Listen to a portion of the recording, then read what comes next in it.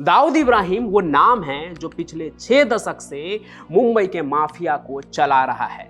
दुनिया भर में उसके गैर कानूनी धंधे फैले हुए हैं।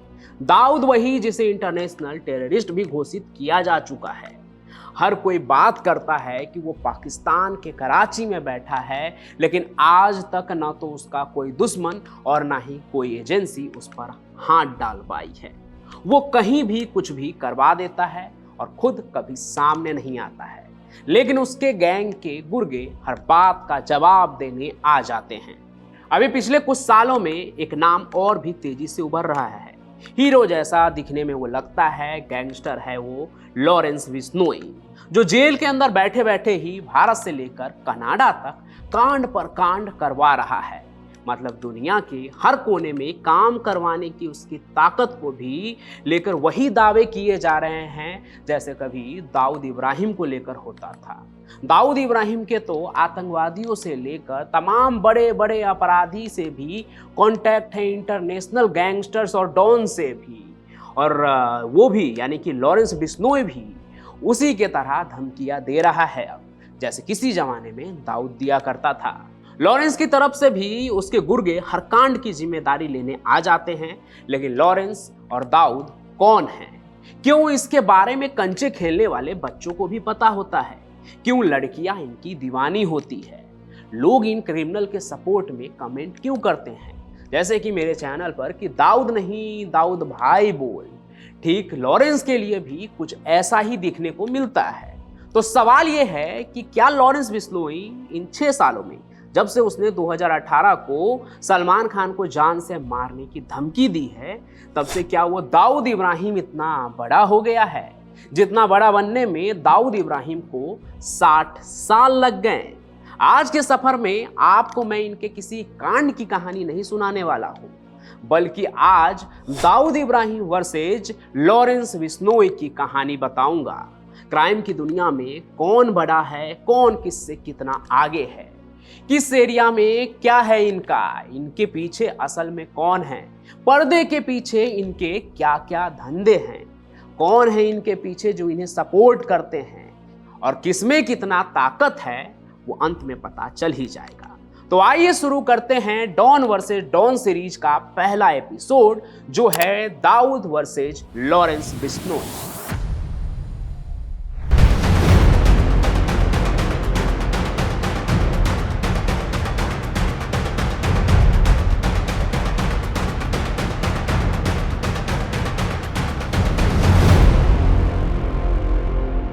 डॉन्स आए और गए, लेकिन दो नाम आज भी आबाद हैं।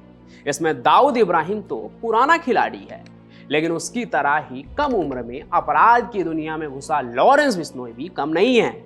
इन दोनों का अपराध का तरीका और ताकत बेशक अलग है, लेकिन अपराध की दुनिया में उनका कद बराबर खड़ा है। एक तरफ 6 दशक से भारतीय अंडरवर्ल्ड पर राज करने वाला दाऊद इब्राहिम है, जो अपने डी कंपनी नाम के इंटरनेशनल क्रिमिनल सिंडिकेट का सरगना है। उसकी पहुंच सिर्फ भारत के अपराध तक ही सीमित नहीं है, बल्कि साउथ एशिया, मिडिल ईस्ट और अफ्रीका तक फैली हुई है। दाऊद इब्राहिम वो नाम है जिसे ना पुलिस रोक पाई और ना ही बड़े बड़े जांच एजेंसी उसका कुछ बिगाड़ पाई, और सबसे बचते बचाते वो पाकिस्तान में छुपा बैठा है, लेकिन आज भी एक्टिव है और वहीं से अपने जुर्म का साम्राज्य पूरे दुनिया में ऑपरेट कर रहा है। वहीं अगर लॉरेंस बिश्नोई की बात करें तो अभी वो कोई बड़ा डॉन नहीं है, बल्कि क्राइम की दुनिया में उभरता हुआ वो नाम है जो अपने क्राइम के जरिए गैंग को ऑर्गेनाइज करने में लगा है।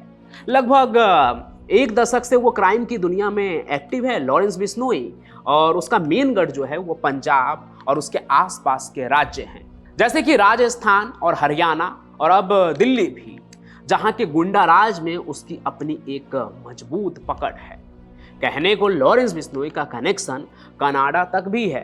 पंजाबी सिंगर एपी ढिल्लों के घर पर हुई फायरिंग इस बात का सबूत भी देता है, लेकिन लड़ाई जो है उसकी वो क्षेत्रीय ही है। कहने का मतलब ये है कि अभी लॉरेंस बिश्नोई का नेटवर्क दाऊद इब्राहिम की तरह बाहर के देशों के क्रिमिनल सिंडिकेट तक नहीं फैला है। हालांकि पंजाब में गायक सिद्धू मूसेवाला की हत्या करवाकर और राजस्थान में गोगा मेडी को मरवाकर पैन इंडिया में उसने अपने खौफ का जो जाल है वो तैयार कर लिया है ताकि उसका धंधा आगे बढ़ते रहे। और इस बात की गवाही अभी हाल में ही दिल्ली के ग्रेटर कैलाश में हुआ एक कांड देता है, जहां लॉरेंस बिश्नोई गैंग ने नादिर शाह नाम के एक जिम मालिक को जान से मरवा दिया क्योंकि वो उसके धंधे के बीच में आ रहा था। अब ये पूरी कहानी क्या है लॉरेंस बिश्नोई और नादिर शाह की, उस पर तो मैं बाद में आऊंगा। अभी बात करते हैं डॉन और गैंगस्टर का धंधा कौन कौन सा है जिसके आगे इंसान की जान की भी कोई कीमत नहीं होती है। तो पहले बात करते हैं दाऊद इब्राहिम की, जिसने अपने काले कारनामे को अंजाम देने के लिए बाकायदा एक कंपनी ही खोल रखी है जो कई दशकों से फल फूल रहा है, जहां उनके हजारों गुंडे एम्प्लॉय भी हैं, खौफजदा क्लाइंट भी हैं। तो देखिए दाऊद जो है ना वो अपने गैंग डी कंपनी को किसी मल्टीनेशनल क्रिमिनल सिंडिकेट की तरह चला रहा है, जहां इलीगल काम भी कॉर्पोरेट प्रोजेक्ट की तरह वेल प्लानिंग और ऑर्गेनाइज ढंग से किया जाता है। एग्जाम्पल के लिए आप उस चर्चित हत्याकांड को याद कीजिए जिसमें टारगेट गुलशन कुमार थे, टी सीरीज कंपनी के मालिक।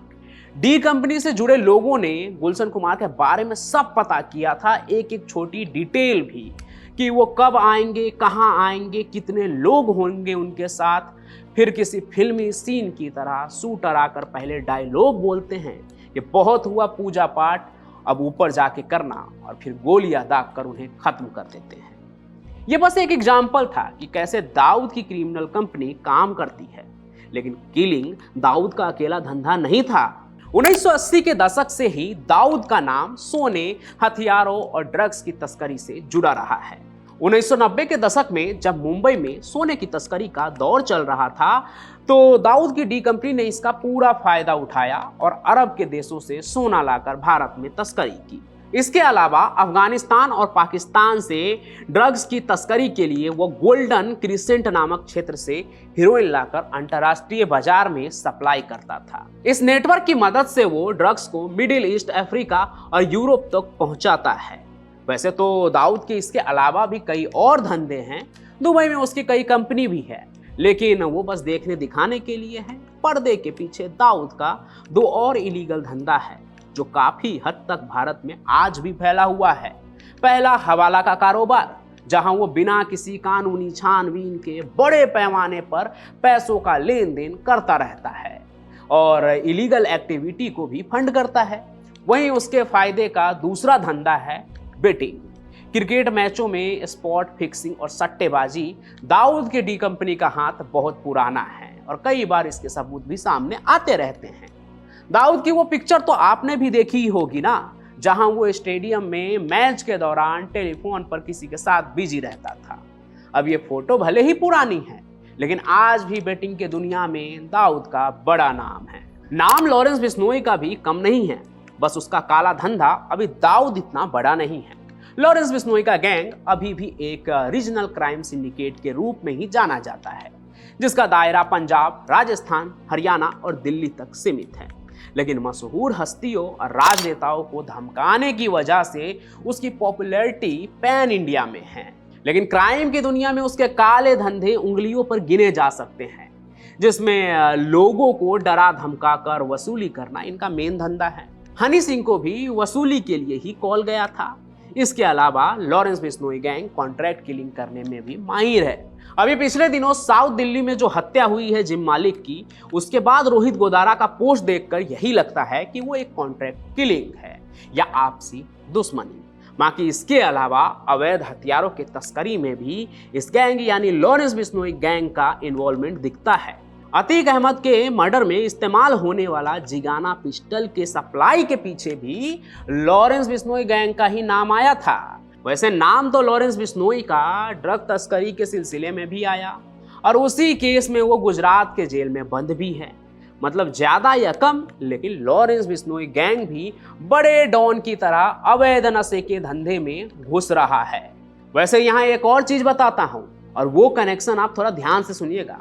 देखिए, लॉरेंस बिश्नोई जो है वो गुजरात के जेल में बंद है, वही दाऊद इब्राहिम पाकिस्तान में छिपा है, लेकिन फिर भी लॉरेंस का कहर हर जगह भारत में बरस रहा है और तो और दाऊद के काले धंधे भी वैश्विक रूप से फल फूल रहे हैं। अब सवाल यहाँ है कि कैसे। तो देखिए, गैंगस्टर हो या बड़ा डॉन, वो गैंग या सिंडिकेट इसलिए बनाते हैं ताकि वो खुद कुछ न करे लेकिन उनका नाम बुलंद होते रहे। वैसे ही लॉरेंस बिश्नोई का साम्राज्य भी जेल से चलता है, जहां से वो अपने साथियों को ऑर्डर देता है और बाहर काम तमाम। उसके सबसे करीबी सहयोगियों में से एक गोल्डी बरार है, जो उसके गैंग का चाणक्य माना जाता है। इसके ऊपर पूरी कहानी सुनाई थी मैंने, आप देख लीजिएगा चैनल पर। लॉरेंस के बिहाफ पर सारे कंट्रोल एक तरह से गोल्डी बरार के पास ही है। गोल्डी के जरिए ही बिश्नोई गैंग का नेटवर्क धीरे धीरे भारत के बाहर भी, खास करके कनाडा जैसे देशों में भी फैल रहा है, जहां भारतीय प्रवासी और गैंग से उनकी साठगांठ बनी हुई है। वैसे कुछ खास लोग और भी हैं लॉरेंस के गैंग में। उसका अपना खून, उसका अपना भाई अनमोल बिश्नोई, जो इन दिनों सलमान खान को डराने धमकाने का काम देख रहा है। इसके अलावा भी एक नाम और है, रोहित गोदारा। ये कांड होने से पहले जिम्मेदारी लेने के लिए तैयार रहता है। साउथ दिल्ली में जिस जिम की मालिक की हत्या की बात मैं 2 बार कर चुका हूं आज की इस कहानी में, उसके हत्या की जिम्मेदारी भी इस रोहित गोदारा ने ही ली है। पूरी कहानी लेकर मैं आऊंगा। अभी देखते हैं कि मैन पावर कितना है लॉरेंस बिश्नोई के पास। क्या इस मामले में वो दाऊद इब्राहिम से आगे है या यहाँ भी पीछे है? जवाब तो शायद आपको भी पता ही होगा। पिछले साल तक यही बात चर्चे में थी ना कि लॉरेंस बिश्नोई, जो खुद 30 साल का लड़का है, उसके पास 700 शूटर्स हैं। अब तक तो और भी बढ़ ही गए होंगे। तो जरा सोचिए कि जो गैंगस्टर 2018 में सलमान खान को धमकी देकर फेमस हुआ और 6 साल में सैकड़ों शूटर्स जोड़ लिया अपने साथ, तो जो दाऊद इब्राहिम डॉन है, 6 दशक से अपराध फैला रहा है, जो लॉरेंस जैसे कई गैंगस्टर को बनाकर उसे खत्म भी कर चुका है, तो जरा सोचिए अब यहाँ कि उसके पास कितना मैन पावर होगा। कहते हैं उसके पास हजारों ऑपरेटिव्स हैं, यानी उसके पास अलग अलग देश में उसके धंधे को चलाने वाले लोग पूरी दुनिया में फैले हुए हैं। और उसकी राजनीतिक, आतंकी और आपराधिक कनेक्शन भी बहुत ज़्यादा खतरनाक है। दाऊद की डी कंपनी एक ऐसी आपराधिक संस्था है जिसने सिर्फ भारत ही नहीं बल्कि पूरे साउथ एशिया और मिडिल ईस्ट तक अपना डर कायम किया हुआ है। दूसरी तरफ लॉरेंस बिश्नोई गैंग अभी भी अपने क्षेत्रीय दबदबे को ही मजबूत करने की कोशिश कर रहा है और अपने विरोधी लोगों के साथ ही गैंग वार में बिजी रहता है, उलझा रहता है। तो अंत में कुल मिलाकर कहूँ तो दोनों की आपराधिक जगत में मजबूत पकड़ और पहचान है, लेकिन उनके ऑपरेशंस का पैमाना और उनका जो एक क्राइम करने का मॉडस ऑपरेंडी है वो एक दूसरे से बहुत अलग है।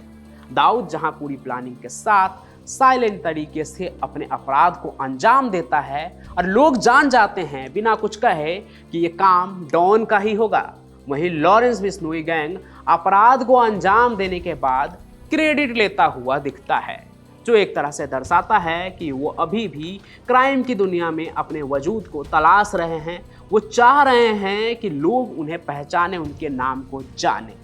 बाकी यही थी कहानी don Dawood Ibrahim versus gangster Lawrence Bishnoi की। और ये सब कुछ डिटेल में बताने का मकसद ये था कि जिस डॉन या गैंगस्टर की कहानी, उनसे जुड़े लोगों की कहानी आप रोज सुनते हैं, वो क्या हैं, किस तरह से काम करते हैं, उसके बारे में आप अच्छे से जानें। बाकी डॉन वर्सेस डॉन सीरीज की ये पहली कहानी थी। आगे भी कई कहानी लेकर आऊँगा, जैसे मुख्तार वर्सेज अतीक या मुख्तार वर्सेज ब्रिजेश। और अगर आप भी कोई कहानी सुनना चाहते हैं इस तरीके से तो वो कमेंट बॉक्स में ज़रूर बताइए। बाकी इस कहानी को लाइक कीजिए, ज़्यादा से ज़्यादा शेयर कीजिए और हमारे इस चैनल को सब्सक्राइब तो आप ज़रूर कर लीजिए, ताकि जब भी मैं कहानी लेकर आऊँ ना तो आपके पास बिना किसी रुकावट के नोटिफिकेशन पहुँचे और आप मेरी कहानियों को देख पाएँ। बाकी मैं पंचम प्रकाश आपसे मिलता रहूँगा किसी और सफ़र में, किसी और क्राइम की कहानी के साथ। तब तक के लिए आपका बहुत बहुत धन्यवाद।